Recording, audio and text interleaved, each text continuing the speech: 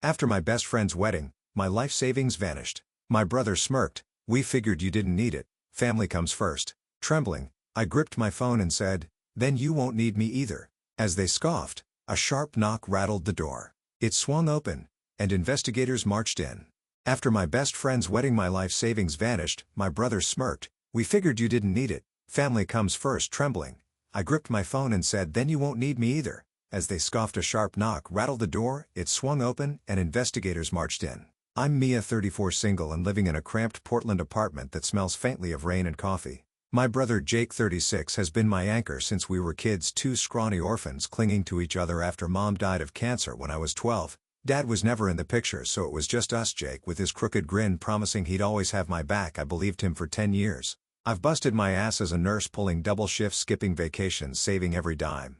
Now I've got $180,000 stashed in a private account, my ticket to a dream, a small clinic where I can care for people my way. Jake knows this. He's heard me ramble about it over beers, nodding, saying, you're the smart one, Mia. I'm proud of you.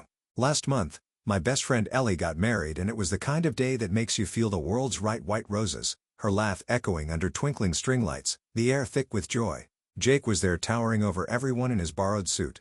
His wife Lila fussing with their son Max's tie. We're not a big family, but that wedding pulled us together. I danced with Max, all 15 years of him, tripping over his feet, and toasted Ellie with cheap champagne. Lila hugged me, her perfume sharp, and Jake slung an arm around my shoulders, whispering, you're glowing, sis. I felt safe, solid, like my savings, my future, were untouchable. That money's my lifeline, earned through sweat and sleepless nights, locked away where only I can touch it. I didn't flaunt it, didn't buy fancy dresses or a new car. As for the clinic, for something real. As the reception wound down, I stood under the Oregon sky, the stars peeking through clouds, thinking life was finally lining up. Jake drove me home that night, radio humming, and I trusted him like always. The wedding glow faded fast. A week later, I'm sitting on my lumpy couch scrolling through bills on my phone when I notice something off. My checking account's at $12, barely enough for a coffee, let alone the rent due tomorrow. My heart stutters. I transferred $500 from savings just days ago after Ellie's big day drained my cash on a gift. I opened my banking app, fingers trembling, and checked the savings balance, $0,180,000 gone. My chest tightens like someone's squeezing the air out of me. This can't be real. I refresh the app, praying it's a glitch, but the screen stays cold, mocking me with that empty number. I called Jake, my voice shaking as the line rings. He picks up, casual as ever. Hey, sis. What's up? I don't waste time. Jake, my money's gone. All of it. What the hell happened? There's a pause too long, then he sighs. Okay, don't freak out. I borrowed it. We'll pay you back. Family needed it more right now. Borrowed it. My mind reels. I gave him my PIN years ago, back when I broke my leg and he handled my groceries. A safety net, I'd thought. Now he's talking like it's his to take. You didn't ask me. I snap, pacing my tiny kitchen. That's my clinic, my future. He cuts in, voice smooth. Calm down, Mia. It's not gone forever. We just needed a boost. I hang up, dizzy with disbelief, and call Lila next. She answers with a laugh like I'm interrupting her day. Jake told you, look, you're single, no kids. What do you need all that cash sitting there for? Her words hit like a slap. I'm not a person to her, just a bank they raided. It's mine. I say, voice cracking. I earned it. She snorts. Don't be dramatic. We're family. I slam the phone down, fury boiling over. Dramatic. I've scrubbed blood off hospital floors for that money. Skipped sleep, built a dream they don't care about. That night I replay the wedding in my head, searching for clues. I miss Jake had been twitchy, dodging my gaze when I gushed about the clinic over cake, muttering to Lila behind a beer bottle. I chalked it up to him being hungover, but now it feels sinister. Had they been planning this? I dig through my phone, find a text from him 2 days before. You still set on that clinic thing? I've replied, yeah, it's my life. No response. Now I see it. A probe testing how attached I was. My stomach twists. He wasn't proud. He was plotting. I sink onto my bed, the weight of it crashing down. Betrayal doesn't even cover it. Jake's not just my brother. He's the one who held me when Mom's casket lowered, who swore we'd always stick together. I trusted him with everything, and he turned it into nothing. Tears burn my eyes, but anger burns hotter. Lila's smirk echoes in my skull. What do you need it for? Like my life's some footnote to theirs. I'm not a sister-in-law to her. I'm a resource they drain dry. Sleep doesn't come. I stare at the ceiling, replaying every moment I let Jake into my world. Every time I bragged about my savings, thinking he'd cheer me on. How long had he been eyeing it? My mind flashes to Max, their son. Does he know he'd hug me at the wedding, all gangly limbs and shy smiles? Is this family need even real, or just a line they fed me? I grabbed my laptop, pull up bank alerts I ignored. Transfer started 3 days after the wedding, small at first, then the whole lump yanked yesterday. My hands shake as I screenshot everything. A reflex from years of charting patient crises. This is a crisis to mine. By morning I'm hollow but awake. I text Sam, my nurse buddy who moonlights analyzing fraud for a local firm. Need help. Jake took my savings. His reply is instant. Call me now. His voice is steady when I do, cutting through my panic. We'll figure this out, Mia. Start saving everything, texts, calls, bank stuff. Don't confront him again yet. I nod. Even though he can't see me clinging to his calm like a lifeline. Jake thinks I'm clueless, but I'm not down yet. They took my money, my trust, everything I built. I won't let them take my fight too. I meet Sam at a diner 2 days after Jake's bombshell. My laptop open between us, glowing with bank screenshots. My hands still shake, but I'm past the shock. Now it's a slow simmering rage. Sam's eyes narrow as he scrolls. This isn't just sloppy, Mia. It's deliberate. I need answers, so I call Jake again, this time on speaker. He picks up sounding annoyed. What now? I keep my voice steady. Where's my money, Jake? Tell me the truth. He hesitates, then spills it. We put it into a food truck business with Dan, Lila's brother. It's an investment for Max's future college. You know, you'll get a cut like I'm some shareholder, not the one they robbed. Sam scribbles notes, mouthing, keep him talking. I press. What truck? Where's the proof? Jake mumbles about paperwork, then says he'll send receipts. They arrive an hour later. PDFs of blurry invoices for a Taco Titan truck dated last week totaling $150,000. My gut twists. The numbers don't add up. Too clean. Too convenient. Sam agrees. These look photoshopped. No legit vendor rights paid in Comic Sans. I dig into my Venmo history next. Something I hadn't checked before. There's $5,000 to Dan labeled truck parts. $2,000 to Lila for supplies. Even $800 to her tagged spa day. Thanks, sis. My money frittered away on pedicures while I'm eating ramen to make rent. Grief hits me, not just for the cash but for the years I poured into it now lining their pockets. I can't stop. I pull up Jake's latest voicemail, one I'd skipped in my panic. It's him slurring, laughing to someone. Dan. Maybe Mia won't notice. She's too busy playing hero at work. The words burn. Hero? I've been saving lives while he's been stealing mine. Sam grabs my phone, downloads it, says, "This is gold. Keep collecting." I nod. But inside, I'm crumbling. Max's future, he said. I picture him at the wedding, all awkward hugs and goofy grins. Is he in on this too, or just a prop they're using to guilt me? That night I pour over bank alerts. Sam helped me decode the transfers. Tell a story, $10,000 out first, then $50,000, then the rest in a lump to an account I don't recognize. Sam traces it. Joint Jake and Dan's names on it. No Taco Titan LLC, just their personal stash. I find an email Jake sent himself from my laptop, my account login forwarded while I was showering last month. He'd been in my home sipping my coffee, plotting this. My skin crawls. I trusted him with my keys, my life, and he turned it into a heist. Rage keeps me awake, but so does something else, determination. I start a folder on my desktop, evidence, screenshots of Venmo, the fake receipts, that voicemail. I record a call with Lila next morning, casual like asking about the truck. She's smug. It's launching soon. You should be happy. Family's eating good because of you. Eating good? I saw her Instagram. Steak dinners, new shoes. A caption. Blessed. My savings bought that, not some food truck. I hang up. Add the audio to my pile. Sam texts. Good work. We'll nail them. I drive to Jake's place unannounced, needing to see his face. He's in the garage, tinkering with a beat-up van. Nothing like the shiny Taco Titan in the pics. Where's the truck? I asked, arms crossed. He wipes grease off his hands, shrugs, still fixing it up. Takes time. Lies. The van's rusted.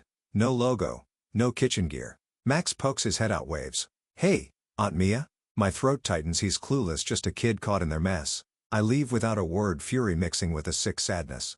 They're not just stealing from me. They're banking on my silence, my love for Max, to keep me quiet back home.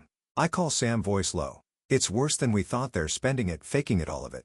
He's calm, methodical. We've got enough to start a loop in my fraud contacts. Quietly keep acting normal, Mia. They can't know yet. I agree, but normal feels impossible. Every memory of Jake, him braiding my hair as kids, promising mom he'd protect me, twists into something ugly. He's not my brother anymore. He's a thief wearing his face. I save one last screenshot. A bank alert from today, $3,000 more gone. They're still at it and I'm still fighting.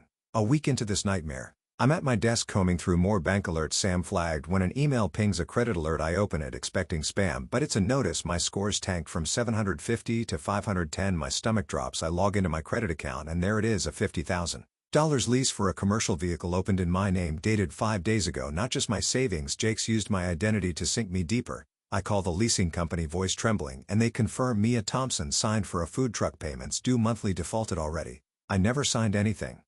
My credits shredded, my clinic dream, any loan gone. I slammed my laptop shut, fury choking me. He didn't just take my past, he's strangling my future. I pace my apartment, piecing it together. Jake must have used my social security number, probably from that old tax form I left at his place years back. Sam warned me they'd get bold, but this is a gut punch. I text him the screenshot and he calls instantly. This is fraud, me, a felony level. We've got him now. I barely hear him over the blood pounding in my ears. I want to scream at Jake, but Sam's right. I need more. So I dig, pulling up hospital gossip chats instead. That's when the second blow lands.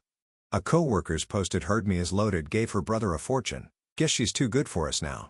Another chimes in, she's been off lately, unstable, right? My hands shake. I haven't told anyone at work about this mess. Who did? I scroll further, find the source, Jake's buddy Tom, a janitor at the hospital, a message from yesterday. Jake said Mia gifted him the cash, but she's flipping out now, crazy. He's lying to my colleagues, spinning me as some unhinged flake while he plays victim. My shifts are my lifeline. 12-hour marathons keeping me sane, and now whispers follow me down the halls. I overhear 2 nurses a break. She doesn't even need this job apparently. Humiliation burns hot. He's not just after my money, he's torching my reputation. The one thing I've built, brick by bloody brick. I call Sam, voice low, fighting tears. He's ruining me everywhere. Credit work. What's next? Sam, steady. He's panicking, overreaching. Record it all. I nod, grabbing my phone to document. I find an email from Tom to staff. Mia's on edge. Don't push her and save it. Then I call Jake, hit record, keep it casual. Hey, how's the truck? He's smug. Rolling soon. You should see it, worth every penny. I grit my teeth. Heard you told Tom I gave it to you. That's true. He laughs sharp. Had to explain why you're so mad. People get it. Family stuff. I hang up. The audio file glowing on my screen. He's digging his own grave and I'm handing Sam the shovel. At work the next day, I feel eyes on me. Patients I've cared for, nurses I've trained, all tinged with doubt. My charge nurse pulls me aside. You okay? Rumors are flying. I force a smile. Just family drama. I'm fine. She nods, but her look lingers. I clock out early, head spinning. Back home I check my credit again. Late fees piling up on that lease I never wanted. I call the company again, explain it's fraud, but they need police reports, time I don't have, while Jake's still out there spending. Fear creeps in. What if I can't fix this? What if he's already won? Sam shows up that night, laptop in tow. Look at this, he says, pulling up a fraud database. The truck lease links to Dan's name, too, co-signed with my forged signature. They're sloppy, he mutters. We've got identity theft now, not just theft. I stare at the screen, rage and relief clashing. Sloppy or not, Jake's torn my life apart. My finances, my job, my name. I picture him grinning at me over wedding cake, Lila smirking, Max oblivious. They're a unit and I'm the fallout, but I'm not done. I hand Sam the recording, the credit alert, the hospital chats. He's overreached. I say, voice hard. Let's make it cost him. Sam nods. We will, Mia. We will. 2 weeks of hell and I'm done playing nice. I pull up to Jake's house. My evidence folder burning a hole in my passenger seat. The garage doors open, that junkie van still sitting there like a bad lie. Jake's inside, hunched over a beer. Lila and Dan lounging on the couch like nothing's wrong. I walk in, fists clenched, and drop the bomb. I know about the lease, the rumors, all of it. Give me my money back now. Jake barely looks up, smirking. It's ours now, Mia. Family shares. You'll see the profit eventually. Lila chimes in, voice dripping venom. You're too selfish to get it. Always have been. Dan just nods, cracking his knuckles like some cheap thug. I'm shaking, not from fear but from a rage I can't bottle anymore. Selfish? You stole my life, Jake. That's not family.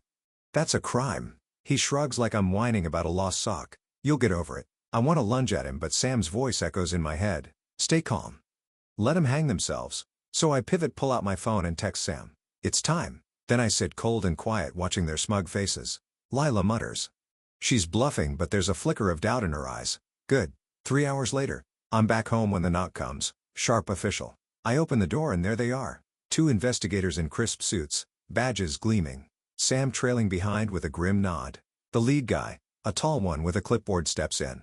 Mia Thompson? We're here about fraudulent transfers tied to this address. I point them to Jake's place across town. Not here or there. They nod. But one stays, asking, you've got records? I hand over my folder, screenshots, recordings, the forged lease, Tom's emails. His eyebrow lifts. Thorough will take it from here. Sam fills me in later. They hit Jake's house that night. He opened the door, beer still in hand, and froze when they flashed badges. Jacob Thompson, we've got questions about unauthorized accounts and identity fraud. Lila bolted for the back, but Dan just sat there dumbstruck. They hauled out laptops, phones, even that fake Taco Titan paperwork I'd seen. My recording of Jake bragging to Tom played loud. His voice, smug and clear, admitting he spread lies at work. The lease in my name tied it all together, a noose of their own making. Sam grins. They didn't expect you to fight back. I feel a spark. Oh, maybe, or just the first breath I've taken in weeks. The investigators call the next day updating me. They've traced $80,000 of my savings, half spent on Dan's gambling debts, Lila's shopping sprees, and a down payment on a truck that doesn't exist. The lease fraud's the kicker.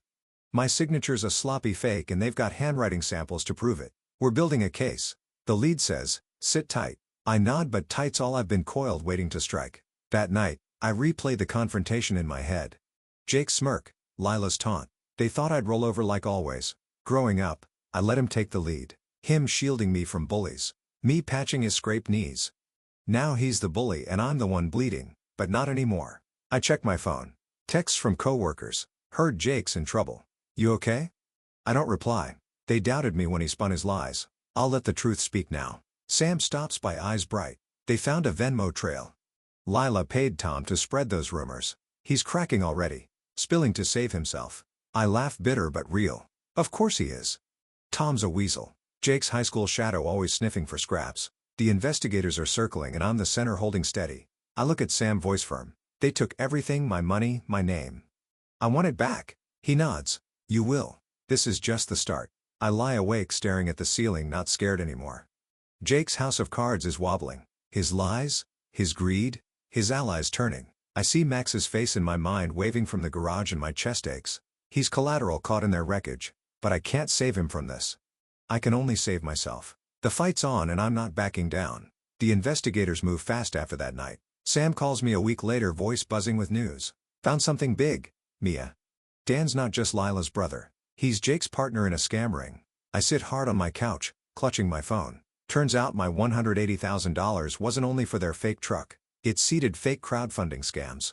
They'd raised $30,000 more, promising community kitchens to strangers online, pocketing it all. My money's scattered across PayPal accounts, some linked to aliases Jake used, names I don't know, lives he's faked. I feel sick, not just for me but for those other suckers who trusted him too. Serial fraud, Sam says. They're toast. Jake and Lila try to bolt the next day, pack a car, head for the coast. Sam's team tracks them via Lila's flashy Instagram posts. She couldn't resist a road trip selfie. Cops nabbed them at a gas station 2 hours out. In court, it's a circus.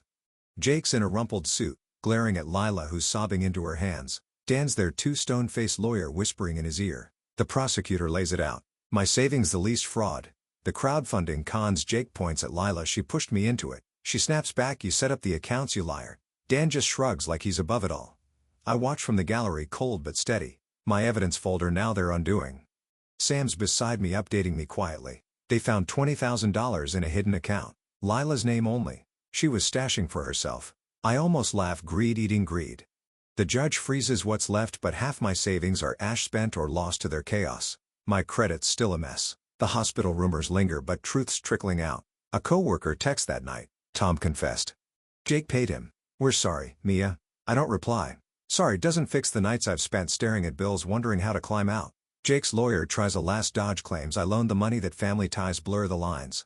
The prosecutor plays my recording. Jake's voice cocky. Mia won't notice. The room goes still. Lila's tears dry up fast.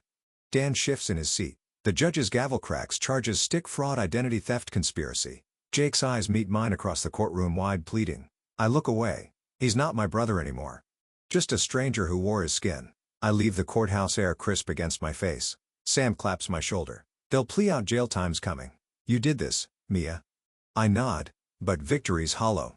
Max wasn't there. Staying with Lila's mom, I hear. I picture him confused, maybe angry at me. I didn't want that, but Jake left me no choice.